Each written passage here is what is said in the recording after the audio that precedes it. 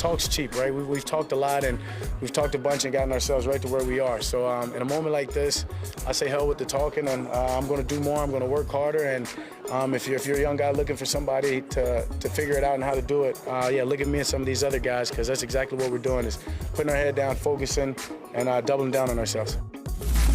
That's Dak Prescott letting it be known that talk is cheap. And I don't know, could you argue that's a little bit of shade at ownership that keeps talking and talking and talking and talking? I mean, they just got to get out there and they got to play and they got to win Thursday night. They've been playing that game now, it seems like ever since Thursday Night Football became a regular thing. The short week Thanksgiving game, right, then the Thursday night game the week after that, and it has involved the Cowboys, and they got the Bears, and they have to go to Soldier Field for that one.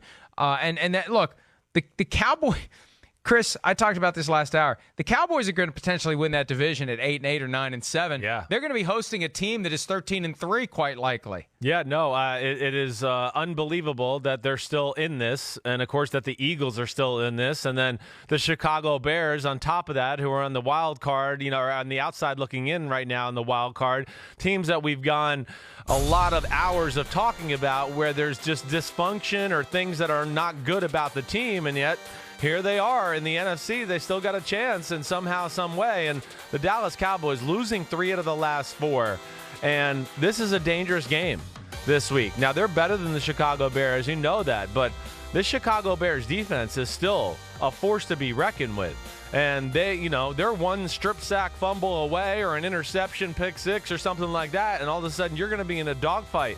And on the road in Chicago and cold weather and all those things, I mean, this is a very, very scary game for the Dallas Cowboys, who are trying their best to find ways to lose games on a week in, week out basis right now.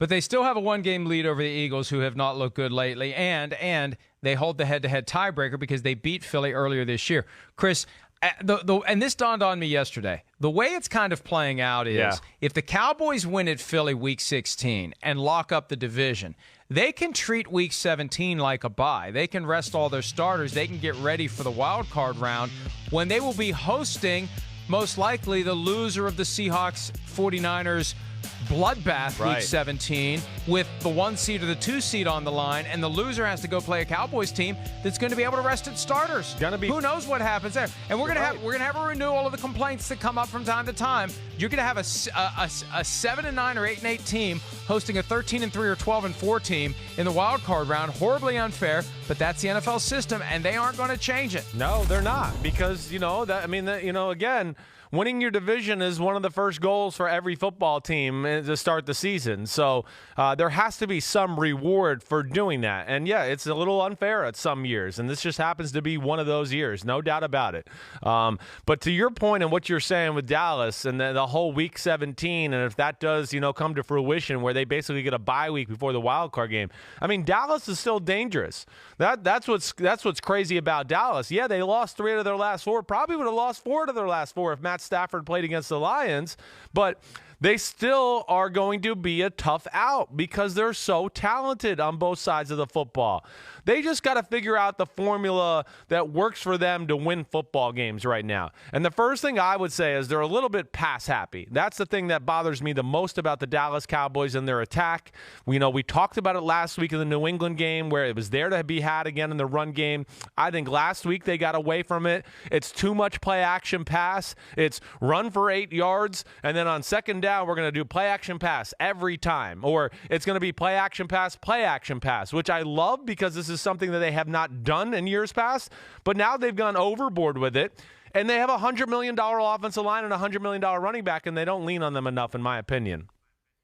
Yeah, I agree with you. And, they're trying to retool this offense kind of on the fly, and Kellerman more trying to diversify it. And sometimes you can go too far one way and get away from what made your team what it was. And, I don't know. Ezekiel Elliott, we still are waiting for him to really break out, and maybe it's just not going to happen this year. At some point, the fact that he wasn't around for training camp in the preseason could benefit him because he may be a little fresher when everybody else is worn down. Enough talk, though, about the team that is locked in at the number 4 seed. How about the Saints? Now the number 1 seed. Yeah. Amazing accomplishment. Right.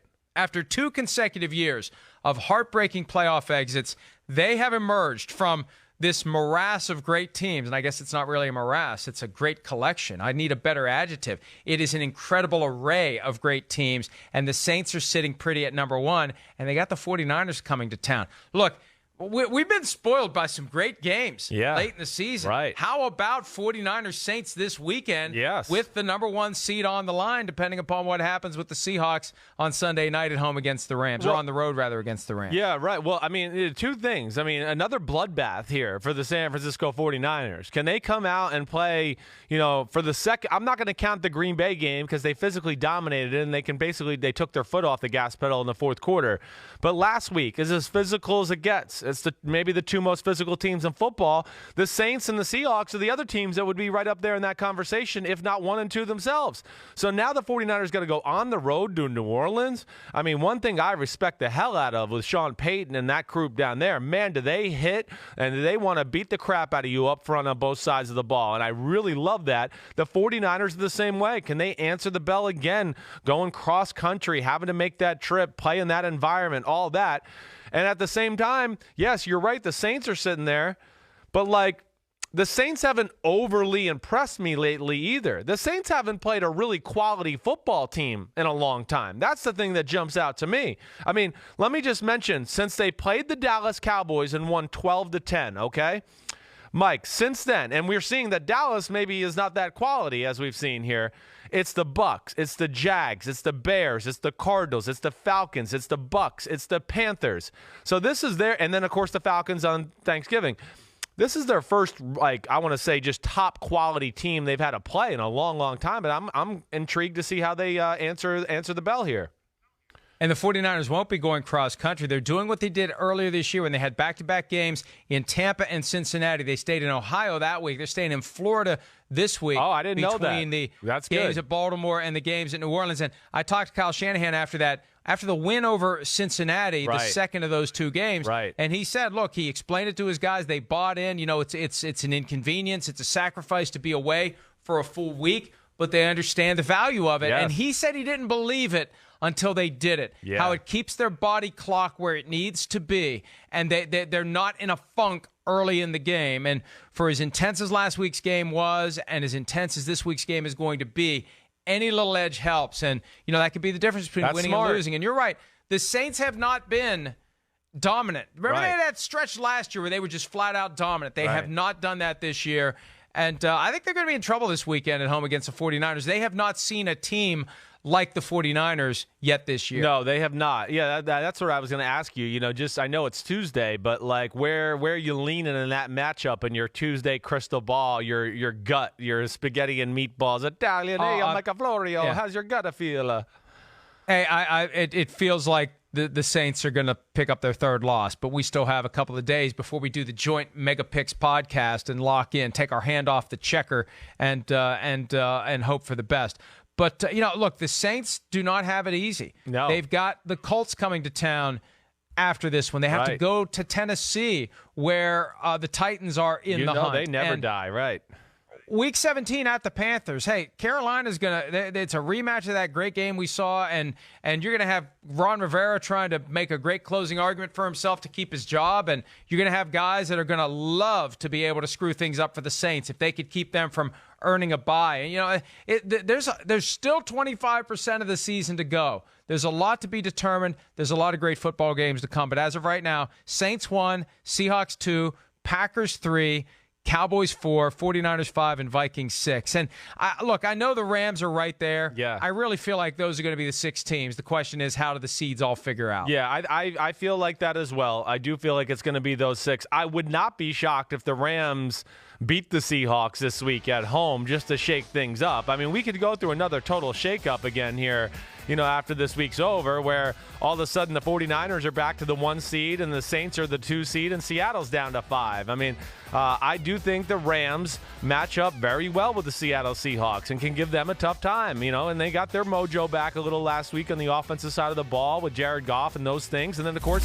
Seattle's pass defense is something to worry about. So, that'll be a close football game. Now, you could certainly argue the Rams should have beat the Seahawks the first time around on that Thursday night game up in Seattle, where they missed a very makeable field goal. But the NFC is so intriguing. I think I want it to be these 6 teams too, because I do believe they're the 6 best this year. And I always root for the 6 best to get in, because I want the best TV viewing possible when it comes January, and I want to see the best matchups and the toughest games. And I think this will lay it out there for us if we see these 6 in it. When we return, a team that will not be playing in January, who has a highly paid quarterback who had a fairly big game in February a couple of years ago, will not be on the field, at least for now, in December. That didn't make much sense, but it did if you think about it. Nick Foles out, Minshew Mania back in Jacksonville. We'll talk about that when PFT Live continues.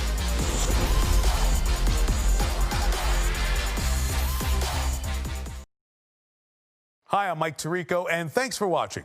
Make sure to hit subscribe for the latest news and highlights from NBC Sports.